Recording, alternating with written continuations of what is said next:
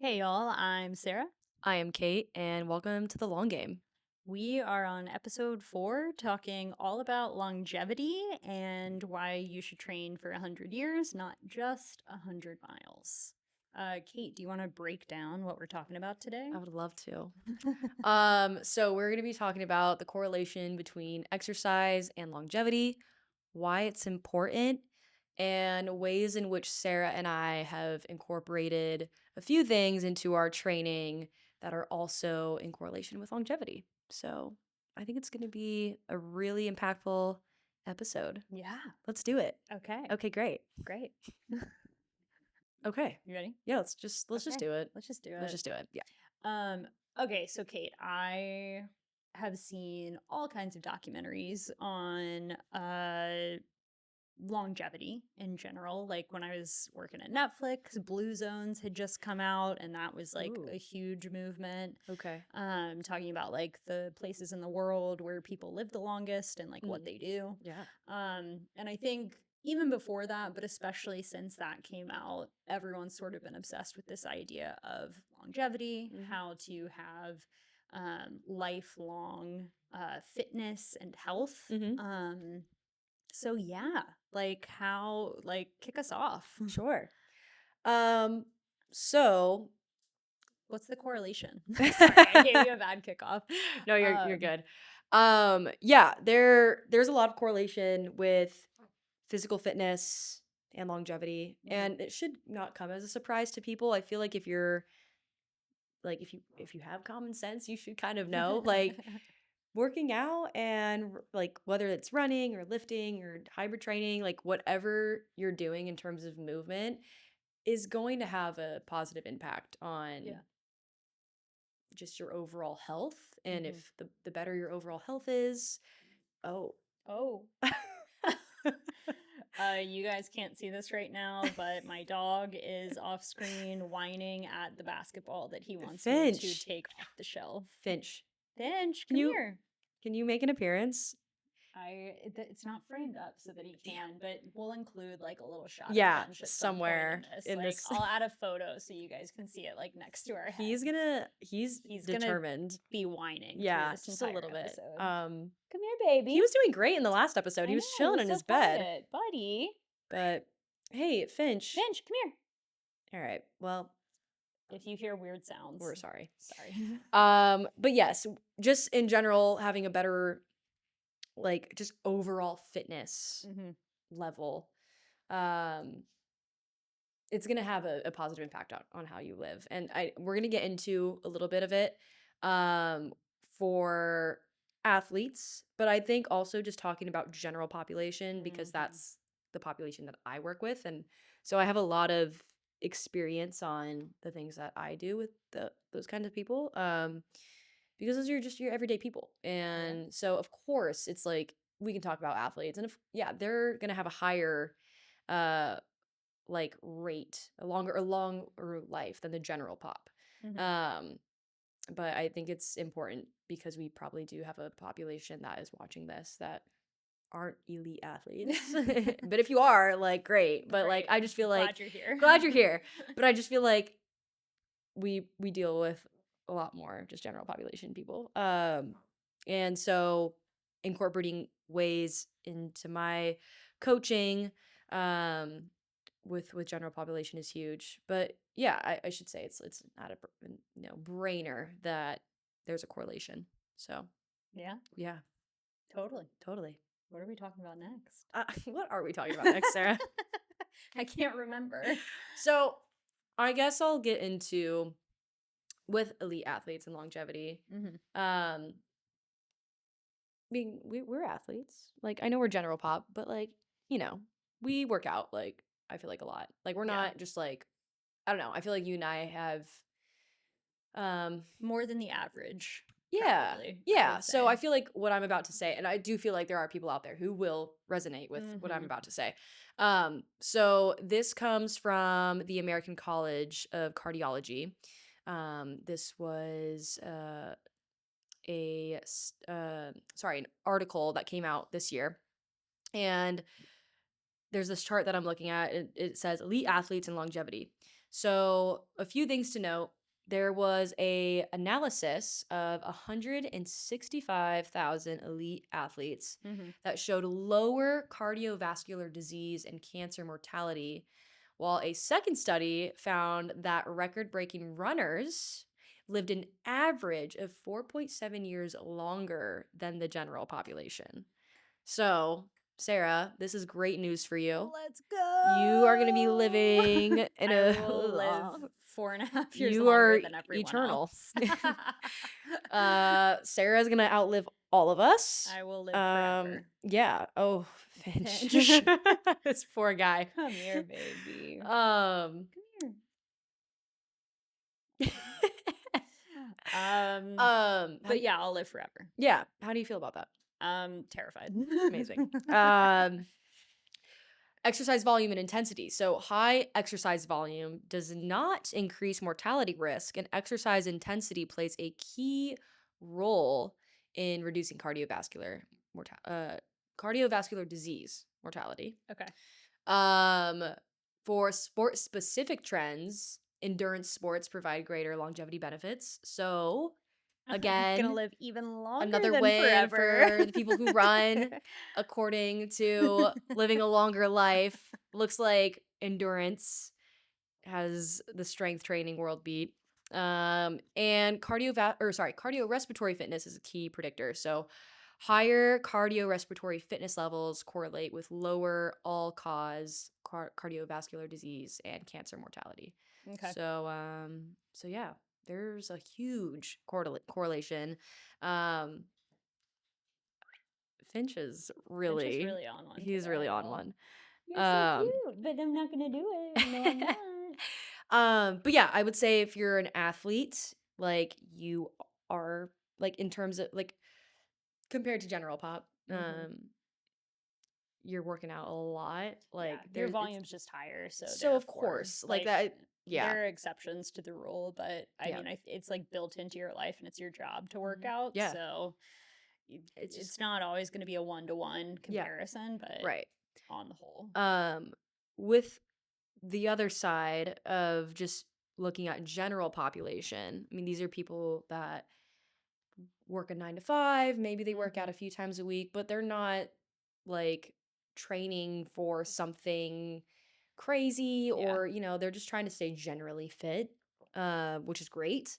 Or maybe there's people who don't work out at all. And I think this conversation is just as important for them, if not more important for them, if they do want to live a longer life. But something that we did at my work last year was we had like a health fair, and we did a tabling event where we wanted to test people's grip strength. And the reason we wanted to do that is because we wanted to show how grip strength has a correlation with longevity. And it was a great way for us to challenge people and get them to realize like, oh, maybe my grip is not as strong as I thought. So we like had like this what is it called? It's wish like the grip machine. Yes. We've used them in climbing. Oh, before, sweet. too. Okay, so you know exactly what I'm talking about. Basically, like you just take the thing, you crush it as you hard as see you how can. hard you can. Yes. And then it measures each hand. Right. And then we have a chart where we are able to like determine their grip strength level based off of their age. Finch. Sorry. No, it's fine. Finch, come here. Come here. Finch, you were so good in the last episode. Come here. Oh. Come here. Come on. Finch is sad. Get in your bed. Get in your bed. Yeah. Oh. Good boy. Good boy. I love him. I know. He's the cutest animal. He's the cutest. But he's so annoying. But I love him. Most people do. Yeah. Anyways. Oh my gosh, Finch. Finch. How much time is left on this SD card? Okay, we have 19 minutes. Okay. I'm gonna go put him up. Okay. These are gonna keep rolling. Okay. We should have had like a Finch word count.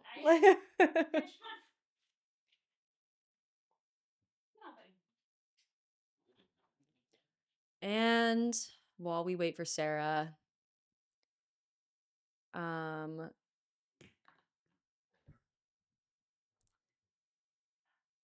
should have just talked really poorly about Sarah. Just kidding. I was just telling, I was like, I should have just like taken the time to just like talk smack about you while you were gone, but I didn't. I was like, this is my chance. No. Okay.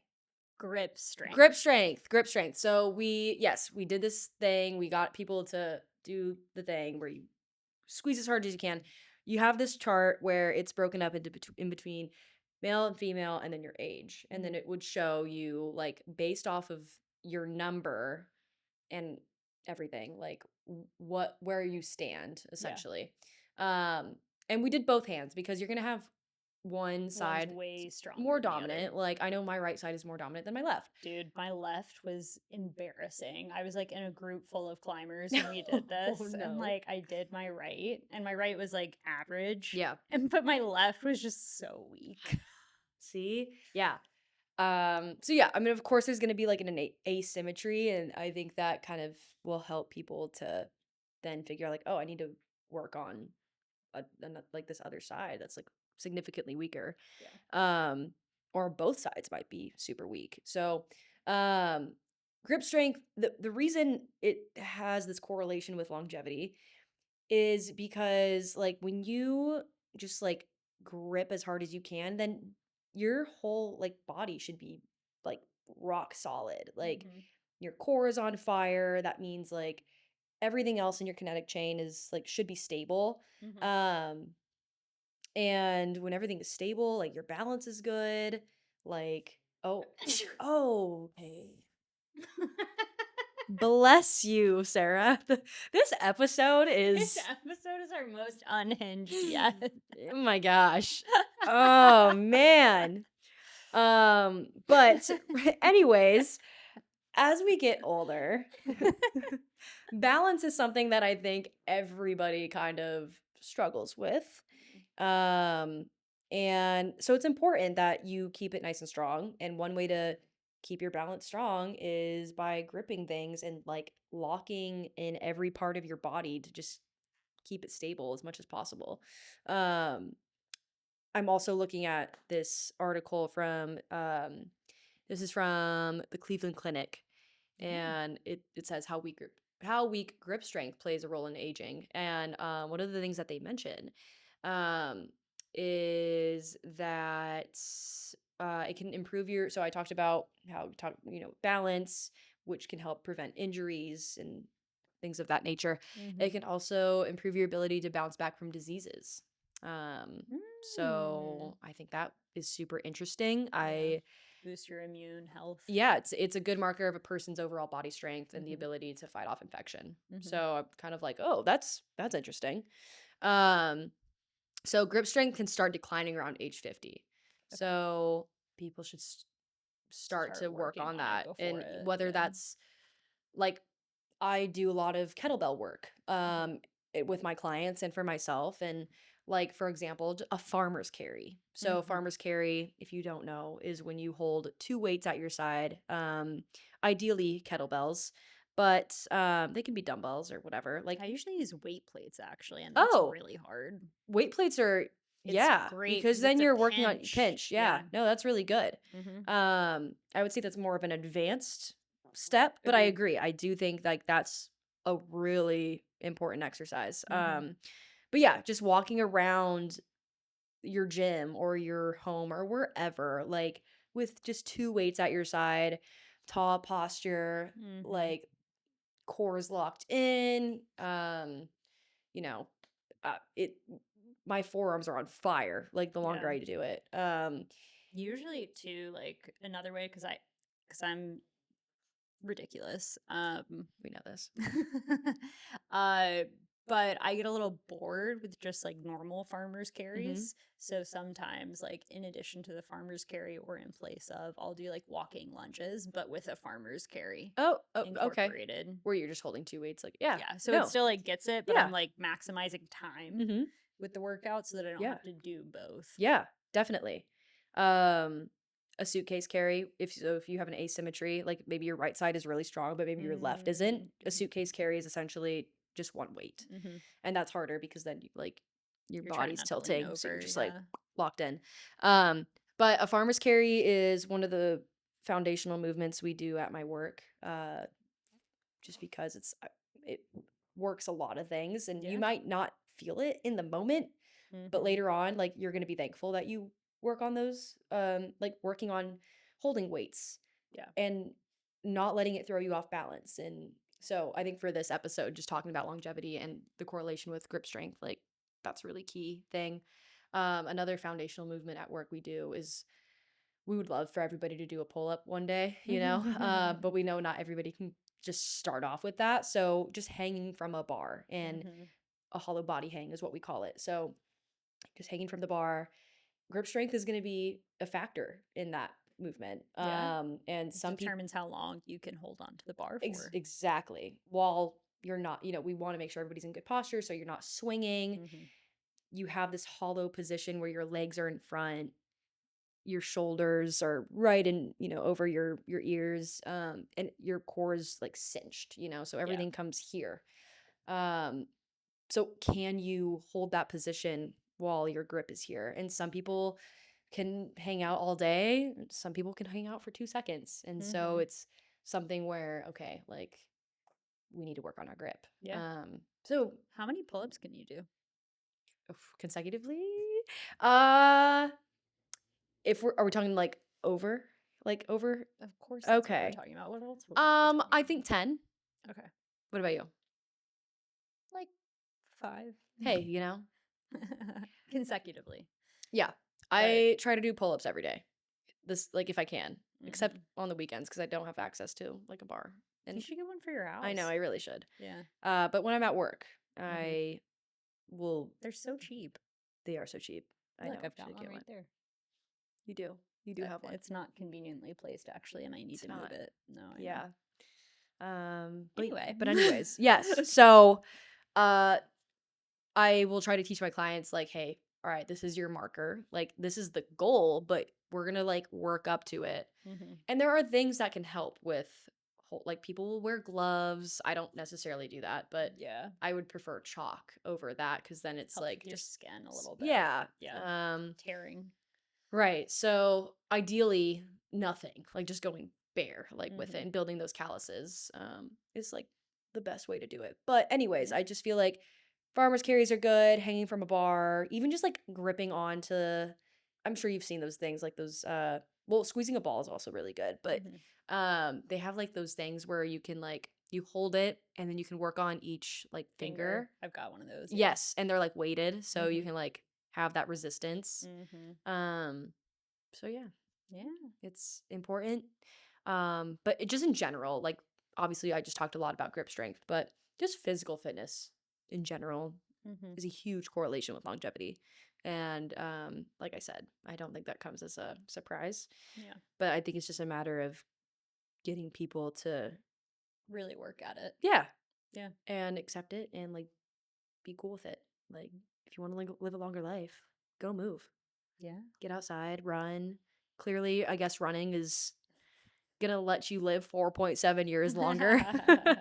um yeah, and obviously having a good diet and like good routine, It all sleep, plays it in. all plays in, Which we are going to do an episode on yes. diets, not like dieting, because No. fuck that. Yeah. No, I can't say that on here. I'm going to cut that out. Not dieting, Yes. but just incorporating a healthier Yeah. eating 'Cause style into yeah. your life. Yeah. I was Yeah. about to go on a tangent, but I'm going to save it for that You episode. save it for that episode, Kate. Yeah. Before we jump into the next point Yeah. on our docket, do we want to do beer break? Oh, of course we have to do a beer break. Okay. I'm going to open it. Okay. I'm going to put the mic. Put the mic down. That's.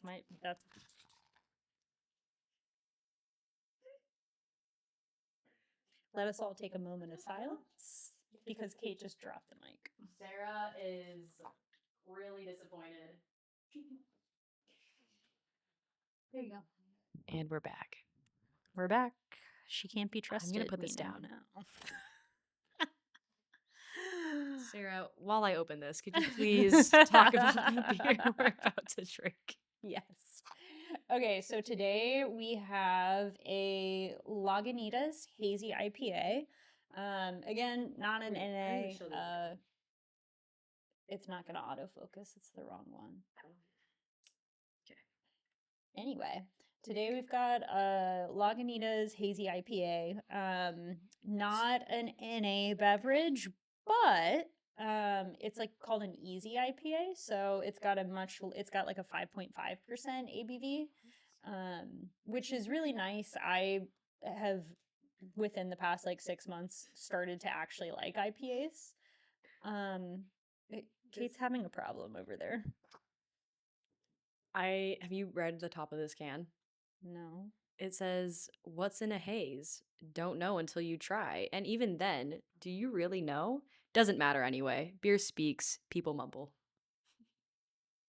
What? I don't know. I don't know who came up I with don't that? know. I don't know, but I thought that was funny. All right. Well, this Didn't beer know has that. opinions. Anyway, it's nice to have the lower ABV just because I really like the taste of IPAs, but Mhm. I am not trying to. You can't see my whole body, but I'm a pretty small person, and so my tolerance is not actually as high as I think it is. So it's nice to have a lower alcohol content for an IPA. Yep. Yeah. Cheers. Cheers. Cheers. Here for it. Delicious. Very good. I really like that. Yeah, it's pretty solid. Glad I picked that up. Yeah. Crushed it. Crushed it. So Sarah, Mm-hmm. talking about training and the correlation that it has with longevity. Yeah. Are there any things that you do specifically that will help with longevity? Yeah, I mean, in general, I think it's proven running just helps the cardiovascular side of it, whether it's running or biking or whatever. Some form of cardiovascular is very helpful for me. I do ultra marathons, so I do You crazy person. I do the extreme version of that, so I think that just like innately helps with the longevity angle. I know a lot of people are like, "Oh my God, your knees and like your body, you're destroying it," blah blah blah. But like in general, the body is incredibly adaptable. And it just does grow stronger when you put it through these tough events. So it adapts. And I think that's like the really crazy thing that people don't realize is like once you put yourself through it, it gets stronger for the next time. Right. So that, and then I also do, in addition to weightlifting and strength training, I climb. So I rock climb, and that I think really hits grip strength. And it's also really nice because it just adds lateral movement to very sagittal, same plane movements. So it kind of forces me to spread out wide and like open my hips and like all of the things that the other sports that I do don't necessarily do. So I think it's a really great cross training for me. Yeah. No, I think I was going to also mention rock climbing as well. Yeah, like, tell me what you do. Yeah, rock climbing has always been like a big one in the last like few years for me. So I guess talking about grip strength and how it correlates with longevity, rock climbing has been a huge one. And I think like riding off of that, like the lateral movements, same with how I strength train, like I try to break out of this plane as much as I can. So trying to incorporate athletic movements. And now that I am training for a half, my endurance is picking up. And so that has been a significant thing that's going to have an effect on longevity, just because cardiovascular health is pretty big. It's huge. It's like the biggest thing. So, like that is definitely something that I'm going to keep even when I'm done with this half. Like just because I want to stay healthy with my heart health as much as possible, so that I can live forever and eternal and hopefully outlive Debugging me you. when we're like 115. Yeah, exactly. And also just the fact that all these things that we do physically can have an impact not just on longevity, but like yeah, fighting off infection and Mhm. fighting off disease, which will then play a part in how long we live. But thinking about those things that we want to prevent as much as possible. So yeah, like strength training, huge. Grip strength, something I'm very passionate about talking with longevity. And yeah, cardiovascular, like training, like I think everything that we do in fitness has an impact. Agreed. Yeah. Let's check how much time we have left Okay. on this card. We have 3 minutes, so you're Okay, gonna I'm gonna ask you. you're gonna ask me. Okay. Yeah. So this was a great conversation. Great combo. I would love to know what we're gonna talk about in episode 5. Oh, episode 5. Please tell I don't know us. if you guys have noticed, Kate's been doing a lot of talking recently.